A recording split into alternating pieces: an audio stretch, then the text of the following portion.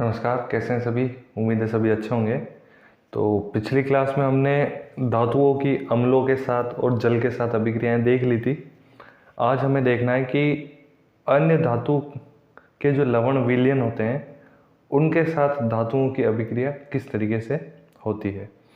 अब होता क्या है कि हमने फर्स्ट चैप्टर में भी हमने जो पढ़ी थी विस्थापन अभिक्रिया जो पढ़ी थी, ये उसी का उदाहरण है एक तरीके से। होता क्या है कि अभिक्रियाशील धातु जो होती है, जो ज़्यादा रिएक्टिव होगी, अभिक्रियाशील धातु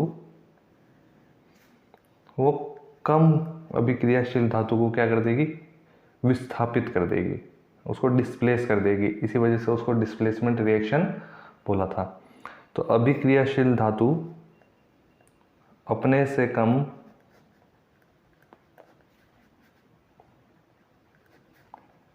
अभिक्रियाशील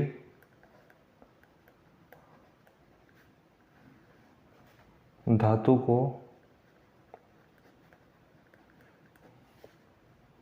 उसके यौगिक के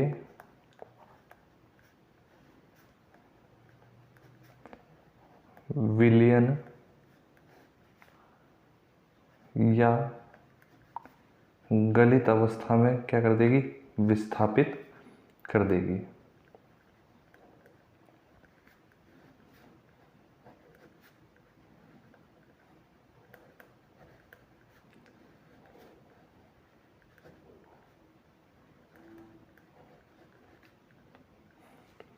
जैसे एग्जाम्पल बताया था मैंने कि zinc plus CuSO4 copper sulphate होगा क्या कि ये जो जिंक है वो कॉपर से क्या है, ज़्यादा अभिक्रियाशील धातु है। तो ज़्यादा अभिक्रियाशील धातु कम क्रियाशील धातु को क्या कर देगी, विस्थापित कर देगी, डिस्प्लेस कर देगी। क्या बना देगा, Cu को हटाकर जिंक सल्फेट बना देगा, ZnSO4 बना देगा, प्लस कॉपर को क्या कर दिया जाएगा, अलग कर दिया जाएगा। इसी को हमने विस्थापन अभिक्रिया पढ़ा था और यही एग्जाम्पल हमने वहाँ पर देखा था। तो यही चीज़ है कि अन्य धातु के लवण होते हैं, उनके साथ धातु की अभिक्रिया होती है तो कुछ इस प्रकार होती है। अधिक अभिक्रियाशील धातु को अपने से कम अभिक्रियाशील धातु को क्या कर देगी, विस्थापित कर देगी। अभिक्रिया क्या बोलते हैं इसको, विस्थापन अभिक्रिया। इंग्लिश में बोला जाता है डिस्प्लेसमेंट रिएक्शन। इंग्लिश में क्या बोला जाता है, डिस्प्लेसमेंट रिएक्शन। याद रखना हमें, इस तरीके से होगी। अब हमें कैसे पता पड़ेगा कि कौन ज़्यादा अभिक्रियाशील है, कौन कम अभिक्रियाशील है। तो ये जानने के लिए हमें क्या याद रखनी होगी, सक्रियता श्रेणी याद रखनी होगी। देखिए सक्रियता श्रेणी। अच्छा, मैंने ये समझाया था ना ये कैसा क्या होता है कि हमारी रियल लाइफ में भी, अगर असल ज़िंदगी में भी हम देखें, अगर मान लीजिए कि किसी को कोई ज़्यादा सक्सेसफुल या ज़्यादा पैसे वाला या ज़्यादा सुंदर अगर कोई मिल जाता है तो वह कम सुंदर या कम पैसे वालों को क्या कर देता है, छोड़ देता है और नए के साथ में क्या बना लेता है, बॉन्ड बना लेता है ना। वैसे ही केमिस्ट्री में भी वही नियम चल रहा है कि कॉपर जो था वो कम अभिक्रियाशील था, सल्फेट को उससे ज़्यादा अच्छा कुछ मिल गया, जिंक मिल गया, ज़्यादा सुंदर या ज़्यादा पैसे वाला कोई मिल गया, तो क्या कर दिया उसने, कॉपर से बॉन्ड तोड़ दिया, रिश्ता कॉपर से ख़त्म करके किसके साथ बना लिया, जिंक के साथ बना लिया। और क्या बना दिया, जिंक सल्फेट बना दिया, ZnSO4 प्लस कॉपर को क्या कर दिया, दरकिनार कर दिया, साइड में कर दिया। तो ये अभिक्रिया विस्थापन अभिक्रिया थी। ज़्यादा अच्छे से समझनी हो तो मैंने फर्स्ट चैप्टर में बहुत अच्छे से समझा रखा है, आप उसकी वीडियो ज़रूर देखें। बात करते हैं सक्रियता श्रेणी की। किसकी बात कर रहा हूँ मैं, सक्रियता श्रेणी, रिएक्टिविटी सीरीज जिसे कहा जाता है। क्या कहते हैं, रिएक्टिविटी सीरीज। देखिए रिएक्टिविटी सीरीज, सबसे पहले लेते हैं हम पोटेशियम, फिर sodium, calcium, magnesium, aluminium, zinc, iron और पीबी। इसके बाद आता है हाइड्रोजन। हाइड्रोजन से ऊपर वाले सभी क्या होंगे, अधिक अभिक्रियाशील होंगे। हाइड्रोजन से नीचे वाले जो होंगे वो क्या होंगे, कम अभिक्रियाशील, जैसे कि कॉपर, मरकरी, पारा जिसे कहते हैं, एजी यानी कि सिल्वर और एयू यानी कि सोना। नाम भी लिख देता हूं मैं ताकि आपको याद रहे। के होता है पोटेशियम, Na होगा सोडियम, Ca होगा कैल्शियम,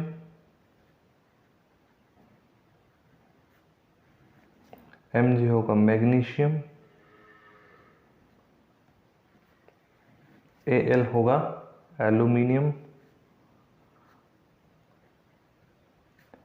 Zn होगा जिंक, Fe होगा आयरन, Pb होगा लेड, S तो आप जानते ही हाइड्रोजन, Cu कॉपर या तांबा जिसे कह सकते हैं आप,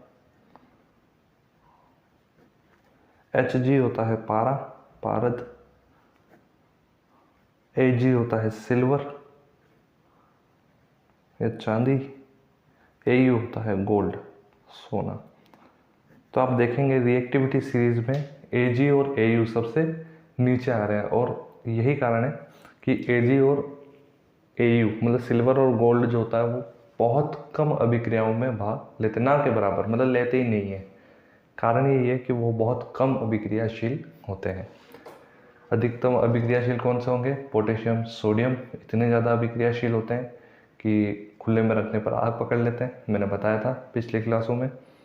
calcium, magnesium, aluminium, zinc, ferrous और लेड, यहाँ तक तो क्या है, ये सभी अधिक अभिक्रियाशील है। फिर हाइड्रोजन के बाद में जो आते हैं वो थोड़े कम अभिक्रियाशील होते हैं, जैसे कि कॉपर, पारद, सिल्वर और गोल्ड, ये अभिक्रियाशील बहुत कम होंगे। या फिर यूँ कह सकता हूँ मैं, ऊपर से नीचे आने पर, ऊपर से नीचे आने पर क्या हो रहा है, सक्रियता घट रही है, सक्रियता कम होती है, कम होती है। ठीक है, सक्रियता क्या होगी, ऊपर से नीचे आने पर रिएक्टिविटी सीरीज में सक्रियता कम होती है। पोटेशियम क्या होता है, सबसे अधिक सक्रिय या अभिक्रियाशील जिसे कह सकते हैं, ऊपर वाले। और गोल्ड जो होगा वो सबसे कम अभिक्रियाशील होगा। याद रख लेंगे, सक्रियता श्रेणी आपको याद रखनी है। डिस्प्लेसमेंट रिएक्शन में हमें किसको डिस्प्लेस करना है, कब रिएक्शन होगी कब नहीं होगी, ये याद रखना है। जैसे कि कॉपर जो है जिंक सल्फेट में से जिंक को डिस्प्लेस नहीं कर सकता, विस्थापित नहीं कर सकता, क्योंकि कॉपर क्या है, कम अभिक्रियाशील है, किससे, जिंक से। लेकिन जिंक कॉपर को कर सकता है, क्योंकि जिंक क्या है, अधिक। जिंक कहाँ है, देखिए यहाँ पर जिंक है, और कॉपर कहाँ है, कॉपर आता है यहाँ पर। यानी कि कॉपर कम अभिक्रियाशील है और जिंक क्या है, अधिक अभिक्रियाशील। ऐसी एक और रिएक्शन आप देखते हैं, Fe प्लस CuSO4 मिलके क्या बनाता है, FeSO4 प्लस C, यानी कि फेरस जो है, आयरन जो है, वो भी क्या करता है, कॉपर को विस्थापित कर देता है। क्यों, क्योंकि आयरन जो है वो कहाँ पर, यहाँ पर है, अधिक क्रियाशील, और कॉपर जो है वो कम क्रियाशील है। रिएक्शन समझ ली थी ये वाली अच्छे से। जिंक और कॉपर सल्फेट बॉन्ड टूटा, जिंक क्या कर देगा, कॉपर को हटा देगा और क्या बना देगा, ZnSO4, और ये कॉपर क्या हो जाएगा, अलग हो जाएगा। आइए अब आगे बढ़ते हैं। धातुओं की अधातुओं की अभिक्रिया, धातु और अधातु मिलकर किस तरीके से अभिक्रिया करते हैं ये हम देखते हैं।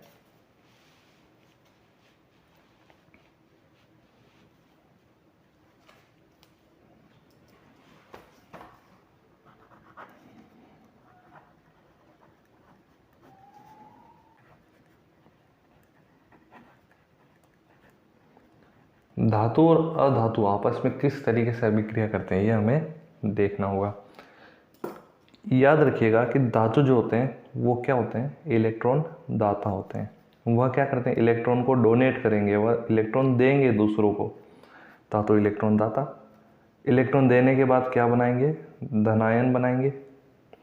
होता क्या है कि कोई भी परमाणु होता है वह क्या होता है कि ना तो प्लस में होता है ना ही माइनस में, यानी कि उसका जो आवेश होता है वह ज़ीरो होता है। नेट चार्ज जो होता है उसका ज़ीरो होता है, क्योंकि जितने प्रोटॉन होते हैं उतने ही इलेक्ट्रॉन होते हैं। लेकिन जब वह इलेक्ट्रॉन डोनेट कर देगा, इलेक्ट्रॉन कम हो जाएंगे। जाहिर सी बात है, अपने अंदर से किसी को इलेक्ट्रॉन दे रहा है तो उसके पास इलेक्ट्रॉन कम हो जाएंगे, और प्रोटॉन अभी भी ज़्यादा है। तो प्रोटॉन ज़्यादा और इलेक्ट्रॉन कम, इसका मतलब आवेश किसका बढ़ गया, प्लस का आवेश, यानी कि वह धनायन हो गया। इसी जगह अधातु जो होती है, अधातु क्या करेगा, इलेक्ट्रॉन लेने वाला होता है। इलेक्ट्रॉन लेगा और क्या बनाएगा, ऋणायन बनाएगा।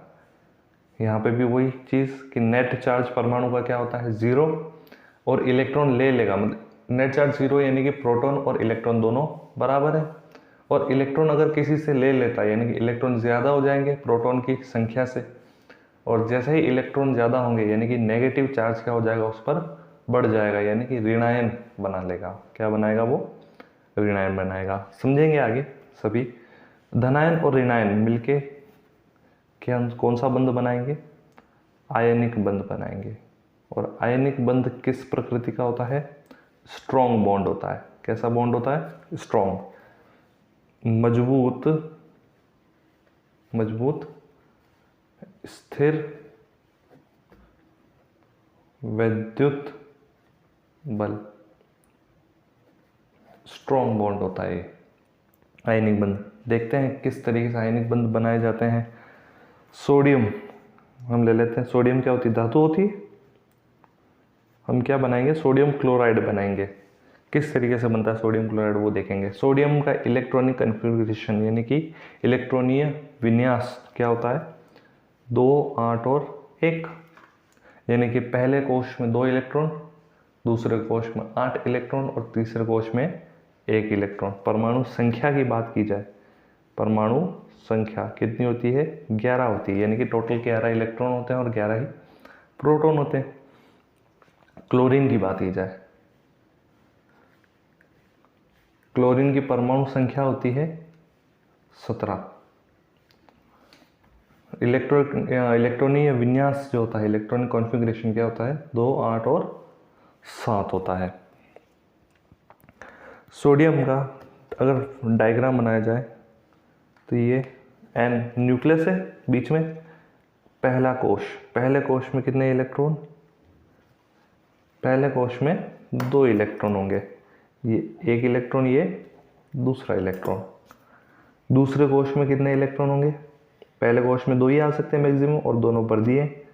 दूसरे कोश में इलेक्ट्रॉन होंगे 8, 1, 2, 3, 4, 5, 6, 7 और 8। ये कोश भी पूरा भर गया, 8 ही आ सकते हैं मैक्सिमम।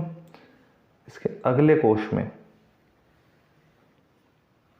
कितने इलेक्ट्रॉन होंगे, 2 हो गए, 8 हो गए। अब अगले कोश में कितने इलेक्ट्रॉन है, केवल 1 इलेक्ट्रॉन है। इसके अलावा और कोई इलेक्ट्रॉन इसके पास नहीं है। क्लोरीन का फोटो बनाए। क्लोरीन कैसा बनता है, देखिए, ये न्यूक्लियस, ये पहला कोश, ये दूसरा कोश और ये तीसरा कोश। पहले कोश के अंदर 2 इलेक्ट्रॉन, इससे ज़्यादा आ नहीं सकते।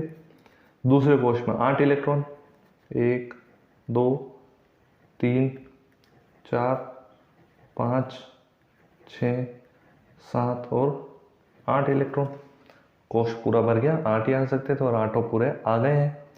अगले कोश के अंदर 7 इलेक्ट्रॉन आएंगे, 1, 2, 3, 4, 5, 6 और 7। अभी 1 इलेक्ट्रॉन की क्या है इसमें जगह बची हुई है और अष्टक पूरा नहीं हुआ है।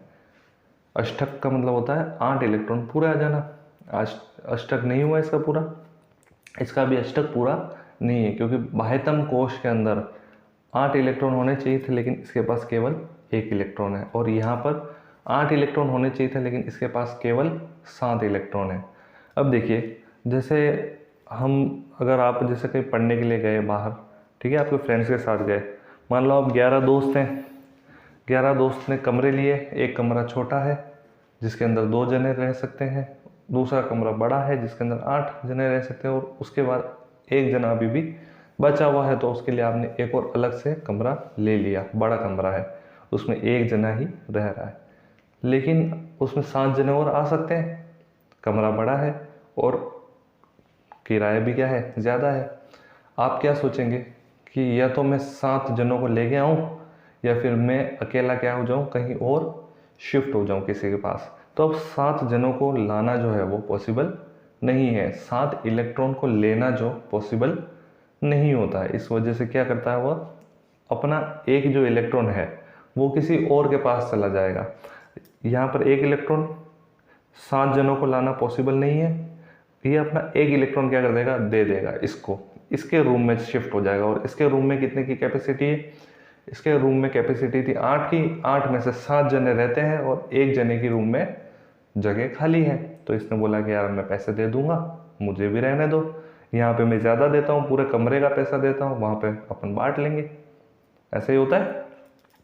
तो अपना अष्टक अब यहाँ से अगर ये खाली कर देगा तो कमरा भी खाली हो जाएगा, अष्टक इसका पूरा हो जाएगा। बाह्यतम कोश अब ये नहीं रहेगा, बाह्यतम कोश ये रहेगा। अगर ये हट जाता है तो बाह्यतम कोश ये रहेगा, तो यहाँ पे तो 8 इलेक्ट्रॉन पूरे हैं, मतलब इसका अष्टक पूरा हो रहा है। और इसमें 1 इलेक्ट्रॉन कम था, 1 इलेक्ट्रॉन और आ जाएगा तो इसका भी अष्टक क्या हो जाएगा, पूरा हो जाएगा। मतलब कि बाह्यतम कोश में 8 इलेक्ट्रॉन पूरे हो जाएंगे। तो यानी कि इलेक्ट्रॉन देना पड़ेगा, इसे डोनेट करेगा। सोडियम जो होता है, सोडियम क्या कर रहा है, इसका सोडियम का इलेक्ट्रॉनिक यूनियस 2, 8 और 1, 1 इलेक्ट्रॉन डोनेट कर रहा है। 1 इलेक्ट्रॉन क्या कर रहा है, ये डोनेट कर रहा है। तो अब कितने बचे, 2 और 8, 10 इलेक्ट्रॉन बचे हैं, और प्रोटॉन अभी भी 11 है, यानी कि प्लस चार्ज ज़्यादा है।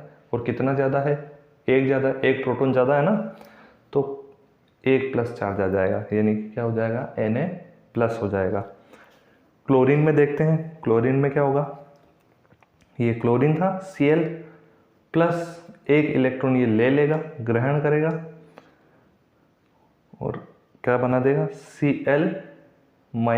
क्यों बना, Cl में पहले 2, 8 और 7 यानी कि 17 प्रोटॉन थे, और 17 ही कितने थे, इलेक्ट्रॉन थे। 1 इलेक्ट्रॉन एक्स्ट्रा ले लिया, यानी कि 18 इलेक्ट्रॉन हो गए। प्रोटॉन तो अभी भी 17 ही है, और इलेक्ट्रॉन कितने हो गए, 18, यानी कि इलेक्ट्रॉन की संख्या ज़्यादा है। और कितनी ज़्यादा है, 1 इलेक्ट्रॉन ज़्यादा है, यानी कि चार्ज कौन सा आएगा, माइनस चार्ज आएगा, वो भी कितना, 1 ही। आ गई बात समझ में, ईजी चीज़ है, इतना कोई टफ नहीं है, मेरे हिसाब से तो समझ में आ गया होगा अच्छे से। अब Na से Na+ बना है, यानी कि प्लस चार्ज आया है, धनायन बनाएगा, क्या बोलते हैं इसको, आयन बोलते हैं। और आयन भी कैसा, धनायन, जिसके ऊपर चार्ज वो आयन, और कौन सा चार्ज, धन आयन। दूसरा ये क्या बनाएगा, ये बनाएगा ऋण आयन, क्योंकि इसके ऊपर ऋण चार्ज है, यानी कि नेगेटिव चार्ज है।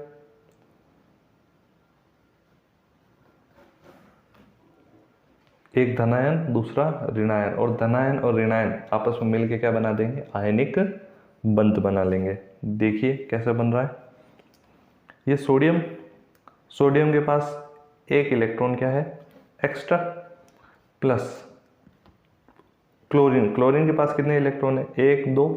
बाह्यतम कोश की बात करेंगे, है ना, जब भी बॉन्ड बनेगा तब बॉन्ड बनने के अंदर हमेशा कौन पार्टिसिपेट करते हैं, बाह्यतम कोश वाले, जो सबसे बाहर वाला जो कोश है उसी के इलेक्ट्रॉन पार्टिसिपेट करते हैं, अंदर वाले इलेक्ट्रॉन पार्टिसिपेट नहीं करते हैं। तो Na+Cl, Cl के ऊपर कितने इलेक्ट्रॉन, 7 इलेक्ट्रॉन है, यहाँ पर 2, 8, 7, बाह्यतम कोश में 7 इलेक्ट्रॉन है। अभी जगह कितने की खाली, 1 की जगह खाली है।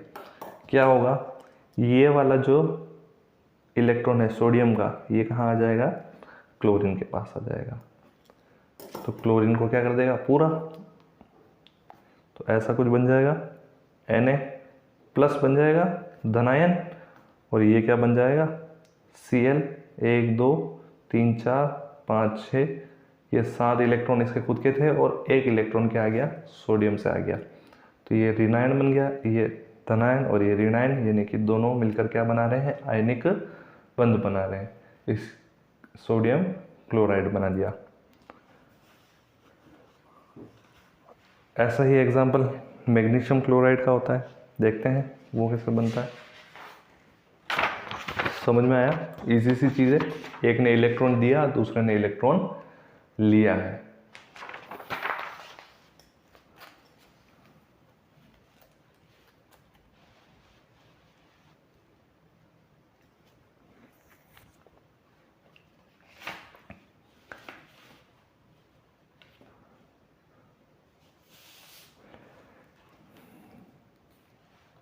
किसका निर्माण करा रहे हैं अब,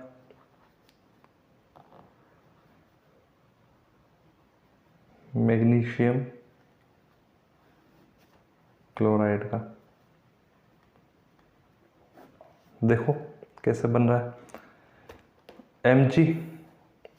Mg के इलेक्ट्रॉनिक विन्यास क्या होता है 2 8 और 2, परमाणु संख्या होती है 12,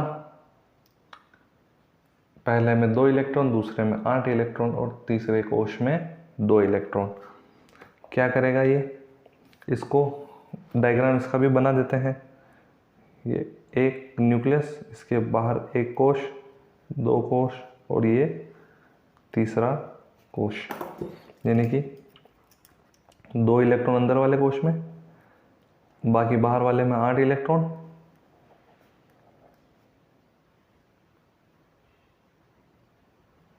सॉरी ये अंदर वाला कोश है, 1 2 3 4 5 6 7 और 8 इलेक्ट्रॉन।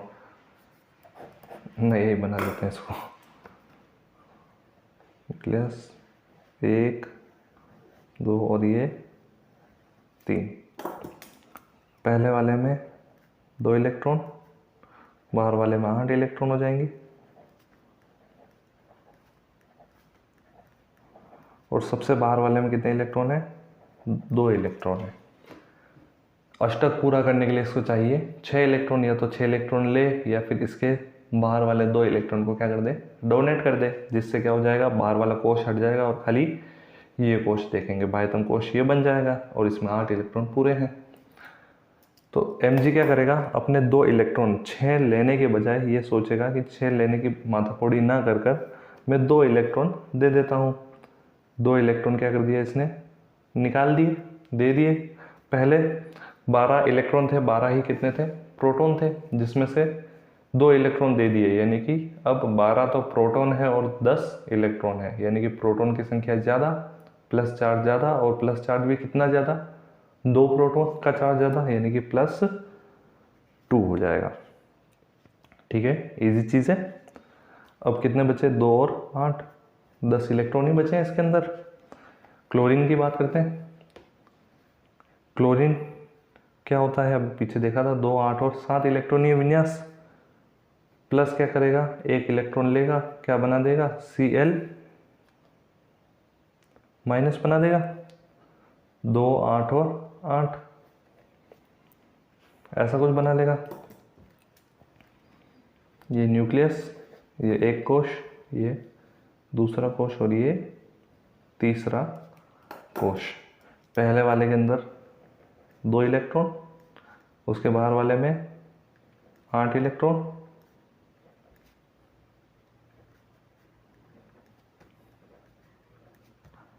आठ इलेक्ट्रॉन हो गए पूरे।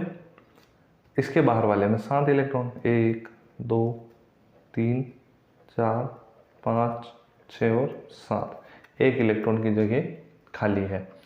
अब Mg के पास तो 2 इलेक्ट्रॉन है एक्स्ट्रा में, और क्लोरीन के पास कैपेसिटी कितनी है 1 इलेक्ट्रॉन लेने की, क्योंकि 8 की कमरा इसका 8 का है और उसके अंदर 7 जने तो पहले से मौजूद है, खाली 1 ही आ सकता है। 1 इलेक्ट्रॉन तो यहाँ आ जाएगा, 1 इलेक्ट्रॉन का क्या करें, तो 1 इलेक्ट्रॉन वापस किसी दूसरे क्लोरीन के पास चला जाएगा, यानी कि ऐसा हो रहा है कि Mg है, Mg के पास में 2 इलेक्ट्रॉन प्लस क्लोरीन 1 2 3 4 5 6 और साथ एक और क्लोरीन होगा जिसके पास भी वही कंडीशन, 7 इलेक्ट्रॉन। तो इसका एक इलेक्ट्रॉन Mg का एक क्लोरीन के पास और दूसरा इलेक्ट्रॉन दूसरे क्लोरीन के पास चला जाएगा, यानी कि क्या बनाएगा, Mg ने तो 2 इलेक्ट्रॉन दे दिए यानी कि Mg2+ बना दिया, और इधर क्या बनेगा Cl, कितने, 1 2 3 4 5 6 7 और एक इलेक्ट्रॉन किसका आ गया, मैग्नीशियम का। ऐसे कितने क्लोरीन है, एक नहीं है अपने पास, 2 क्लोरीन है, यानी कि MgCl2 बनाएगा। आई बात समझ में, था तो वो भी मैग्नीशियम, उधर सोडियम क्लोराइड था, इधर मैग्नीशियम क्लोराइड, लेकिन वहाँ पे क्लोरीन 1 और यहाँ पर क्लोरीन 2। कारण क्या है, कारण ये है कि वहाँ पर सोडियम के पास एक ही इलेक्ट्रॉन था तो क्लोरीन ने ले लिया था, लेकिन यहाँ पर मैग्नीशियम के पास 2 इलेक्ट्रॉन थे, तो मैग्नीशियम का एक इलेक्ट्रॉन एक क्लोरीन लेगा और दूसरा इलेक्ट्रॉन दूसरा क्लोरीन लेगा, यानी कि MgCl2 बनाएगा। समझ में आ गया, इजी चीज़ है, इस पर ध्यान नहीं देना है, ध्यान इन दोनों पर देना है। अब बात करते हैं आयनिक यौगिकों के गुणधर्म। ये जो आयनिक यौगिक अभी बना है इसके गुणधर्म क्या क्या होंगे। आयनिक यौगिकों के गुणधर्म, देखिए सबसे पहली चीज़ बात करते हैं भौतिक प्रकृति, दिखने में कैसे होते हैं इनकी भौतिक गुणधर्म क्या क्या होंगे। इनके बीच में बल कैसा है, धनायन है, एक तो धन एवं ऋणायन, ऋणायन है, धन और ऋणायन। इनके बीच में क्या है, आयनों के बीच कौन सा बल है, आकर्षण बल है, एक दूसरे को खींच के रख रहे हैं, प्लस और माइनस आपस में एक दूसरे को क्या करेंगे, खींचेंगे, आकर्षण बल होगा। और इतना अधिक आकर्षण बल होता है कि बहुत मजबूत बनाता है ये बॉन्ड को, और इतना मजबूत बॉन्ड होता है कि आसानी से टूटता नहीं है, यानी कि यौगिक क्या होगा, यौगिक ठोस होगा वो एवं कठोर बनेगा, आसानी से टूटता नहीं है, और अगर ज़्यादा ही दाब डाल दिया तो ये भंगुर होता है, यानी कि चूरा हो जाएगा इसका। याद रखने वाली बात क्या है कि धन और ऋण आयन, प्लस और माइनस, एक दूसरे को क्या करेंगे, अपनी ओर आकर्षित करेंगे, और इतना तेज आकर्षित करते हैं, इनके बीच में मजबूत बॉन्ड बनता है कि इन दोनों को अलग करना क्या होता है, आसान नहीं होता। इस वजह से क्या होता है कि इनका आकर्षण बल ज़्यादा है तो यौगिक ठोस होगा और कठोर बनेगा। ये तो एक चीज़। दूसरी चीज़ क्या, दूसरी चीज़ ये कि इनका गलनांक और क्वथनांक उच्च होता है, उच्च गलनांक तथा क्वथनांक। गलनांक और क्वथनांक क्या होते हैं, गलनांक वह ताप जिस पर कोई ठोस गल कर क्या होने लग जाए, द्रव होने लग जाए, उसको क्या कहते हैं, गलनांक कहते हैं। और क्वथनांक क्या होता है कि वह तापमान जिस पर कोई द्रव किसमें, गैस में परिवर्तित होने लग जाए, वो क्वथनांक होगा। अब जाहिर सी बात है कि आयनों के बीच में क्या है, स्ट्रॉन्ग बॉन्ड है, मजबूत बंध है, तो उनको गलाने में क्या होगी, टेम्परेचर की अधिक आवश्यकता होगी, ऊष्मा ज़्यादा लगेगी, तभी तो क्या होंगे, उनके बीच का बॉन्ड टूट पाएगा। जब तक आप एनर्जी ज़्यादा नहीं लगाओगे उनके बीच में बॉन्ड नहीं टूटेगा, इतना मजबूत बॉन्ड है। प्लस और माइनस आयनों का है ना, अपोजिट आयन है तो अट्रैक्शन ज़्यादा होगा, और उसको उसको बंध को तोड़ने के लिए अधिक से अधिक क्या लगानी पड़ेगी, ऊष्मा की ज़रूरत होगी। इस वजह से गलनांक और क्वथनांक दोनों ही क्या होते हैं, इनका उच्च होता है। याद रह जाएगा, क्या याद रखना है कि उच्च गलनांक तथा क्वथनांक, कारण क्या है, मजबूत आकर्षण बल, आकर्षण बल क्या है, अधिक है, तोड़ने के लिए, मजबूत आकर्षण बल तोड़ने के लिए अधिक ऊर्जा, है ना, अधिक ऊर्जा की ज़रूरत पड़ती है। समझ में आ जाएगा। ऊर्जा ज़्यादा चाहिए होगी तभी ये बॉन्ड टूटेगा, वरना ये बॉन्ड टूटेगा नहीं। टूटेगा कैसे? फेविकोल से जो जुड़ा है ना। अगला है जल में घुलनशील। फेविकोल से नहीं जुड़ा है, याद रखना, ये तो मजाक वाली बात थी। कैसे जुड़ा है वो? आयनों से जुड़ा है ना। स्थिर विद्युत आकर्षण बल है इसमें। फिर है जल में घुलनशील। केरोसिन, पेट्रोल में क्या होता है? अविलय। जल में तो क्या होगा? ये घुलनशील होगा। सोडियम क्लोराइड को जल में घोलो, घुल जाएगा। NaCl यानी कि नमक। अपने नमक को पानी में डाल के हिलाते हैं तो क्या हो जाता है? नमक घुल जाता है। लेकिन केरोसिन और पेट्रोल में क्या होते हैं? ये अविलय, उसमें घुलते नहीं है। अन्य विलायकों में ये नहीं घुलते। हमें डेली लाइफ से जोड़ कर देखना है हर चीज़ को। अब ये याद रखने की ज़रूरत नहीं है कि जल में घुलनशील होता है। क्यों याद रखने की ज़रूरत नहीं? क्योंकि हम एग्जांपल ले सकते हैं। सोडियम क्लोराइड, नमक, पानी में हम रोज़ ही घोलते हैं, शिकंजी बनाना, कभी क्या बनाना, तो नमक तो घुल रहा है ना, तो जल में घुलनशील होता है। फिर आती है विद्युत चालकता।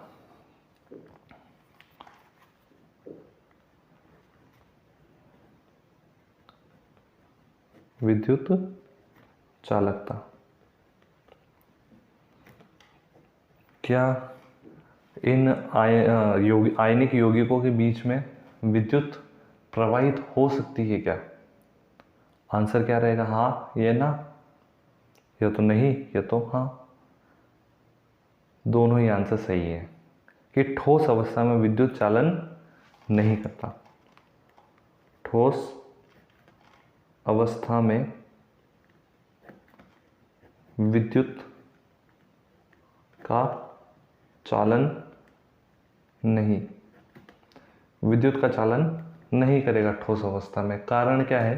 कारण ये है कि इनकी संरचना कैसी होती है? ठोस, स्ट्रॉन्ग बल है ना, आप आपस में इनके मध्य आकर्षण बल क्या है? अधिक है। संरचना ठोस है, जिस वजह से क्या होता है कि आयन इधर उधर आ जा नहीं सकते हैं। और करंट जब तक नहीं दौड़ता है, जब तक आयन एक जगह से दूसरी जगह ना जाए, चार्ज ट्रांसफर नहीं होता, तब तक करंट नहीं दौड़ेगा, विद्युत नहीं दौड़ेगा। तो यही कारण है कि ठोस अवस्था में विद्युत का चालन नहीं करेगा, क्योंकि इनकी संरचना ही ऐसी है कि उसको आने जाने की जगह मिलती ही नहीं है। आयनों को इधर उधर आने जाने की जगह नहीं मिलती, जिस वजह से वो विद्युत का चालन नहीं करते। लेकिन इसी जगह गलित अवस्था अगर होती है, गलित अवस्था में क्या होगा? विद्युत का चालन करेगा। गलित अवस्था में विद्युत का चालन करेगा। क्यों भाई, क्यों करेगा? क्योंकि गलित अवस्था में क्या होता है कि इनके मध्य आकर्षण बल जो होता है वो थोड़ा कमज़ोर हो जाता है, जिस वजह से आयन क्या होते हैं? एक जगह से दूसरी जगह जा सकते हैं, और इधर से उधर जाएंगे तो क्या होगा? विद्युत का चालन हो जाएगा। 3 इडियट्स मूवी लगभग सभी ने देखी है। उसमें क्या होता है कि रेंचो क्या करता है कि करंट के अंदर तार लगाता है, उसके ऊपर स्केल लपेटता है और डोर के बाहर रख देता है, गेट के बाहर स्केल को खिसका देता है। उसका सीनियर उसके ऊपर टॉयलेट करता है, और जैसे ही वो टॉयलेट करता है इतना तेज़ करंट आता है वो चिल्ला कर पूरा हॉस्टल गूंजा देता है। रीज़न क्या है? टॉयलेट यानी कि सॉल्ट वाटर, उसके अंदर क्या मौजूद है? नमक। सॉल्ट वाटर क्या करेगा?